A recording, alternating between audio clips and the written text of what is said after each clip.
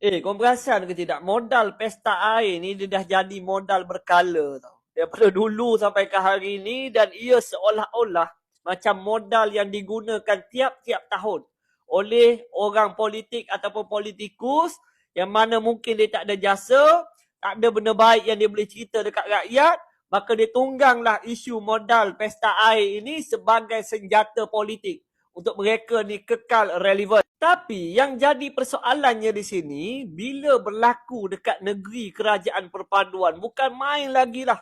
Oh marah, bantah, konon nak tunjuk dia lah yang terpaling. Tapi bila berlaku dekat negeri sendiri, negeri bawah pimpinan mereka, mereka diam. Buat-buat tak nampak, buat-buat buta dah, tak nampak dah. Dan aku difahamkan, program pesta air dekat Kedah tu, kerajaan negeri support bagi RM70,000 untuk jayakan program itu. Yang tu tak ada masalah pula. Yang tu diam pula. Apa alasan yang nak bagi? Nak kata program itu berlangsung secara tertutup. Tertutup ke, terbuka ke, kita dah boleh tengok dalam Maxos ini. Yang mana video itu bertebaran. Kan? Tetapi yang kita faham kat sini, yang mana itu adalah program ataupun acara yang melibatkan orang daripada agama yang berbeza, bangsa yang berbeza. Sebab itulah kita tak main modal itu.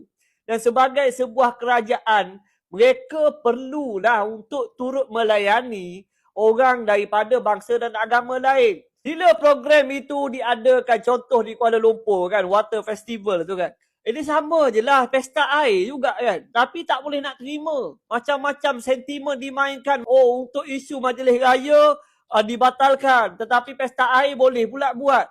Modal apa ni? Perbandingan yang korang buat tu, perbandingan yang sangat tidak relate sebenarnya. Sangat tidak relate. Sebab apa? Sebab ia dua isu yang berbeza.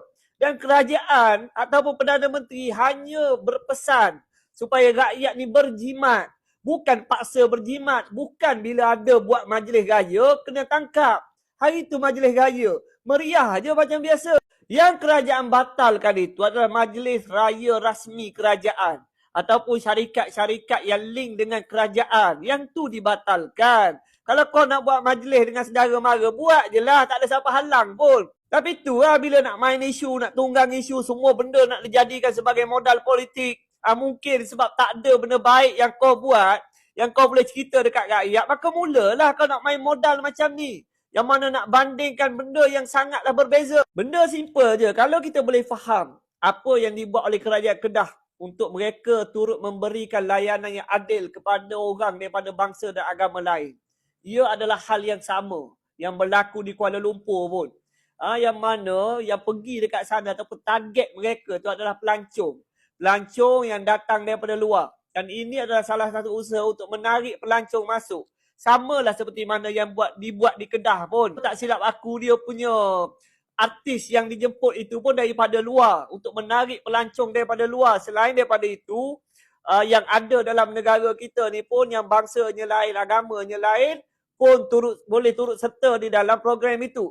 Aku sendiri secara jujur pun aku tak ada rasa pun nak pergi. Tetapi sekiranya kerajaan yang ditadbir hari ini memberikan layanan yang adil kepada orang daripada bangsa dan agama lain, aku tak ada masalah. Itulah ciri-ciri pemerintah yang baik pada aku. Assalamualaikum. Ciao.